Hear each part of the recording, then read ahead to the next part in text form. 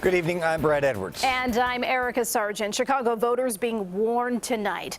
They may have been exposed to the coronavirus while voting in last month's primary. CBS 2 political investigator Dana Kozlov live outside of the Board of Elections. Dana, you found that the number of voters possibly exposed is growing. That is a concern, definitely, Brad and Erica, with Board of Election and public health officials. I can tell you letters have already gone out to voters, field inspectors, and workers from 4 different polling place sites on March 17th. And tonight, a Board of Election spokesperson confirms that another letter, a 5th letter, will be sent out tomorrow to voters at a 5th site. This after at least 4 polling place workers contracted COVID-19 and one of them died. The tributes to longtime city worker Reval Burke abound. 17th Ward Alderman David Moore praising Burke's commitment to working as a longtime election judge, most recently March 17th at Zion Hill Baptist Church on West 78th Street. Then this afternoon, Chicago Board of Election spokesperson Jim Allen confirmed details in this report that Burke died April 1st of COVID-19, that he got sick just 5 days after working the primary.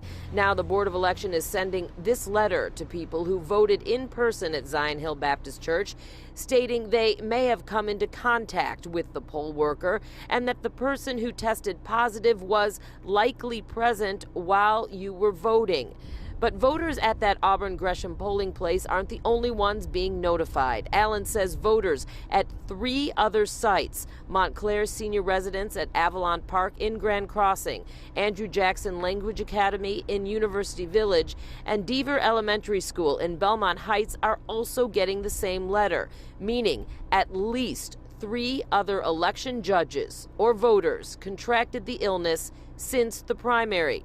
Voters at a 5th as yet unnamed polling place will be getting identical letters this week. It's, as you know, a decision that gets made by the legislature, said Governor J.B. Pritzker today when asked if the election should have gone on despite the spreading virus, which is true. But in the days leading up to the primary, warning flares had been launched by election officials about postponing the election. Whether the infected poll workers ended up transmitting the virus to others isn't yet clear. But Chicago's public health commissioner says if voters from one of those sites hasn't gotten sick yet, that's a good sign.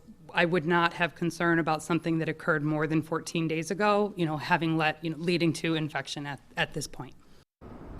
Yet, in light of this information, Mayor Lori Lightfoot said today that the Board of Election and the state should strongly consider moving the November general election to an all mail-in ballot election tonight. A Board of Election spokesperson says that commissioners are in discussions with state lawmakers to potentially do that. And I should also note that Mr. Burke's family declined to speak with us tonight.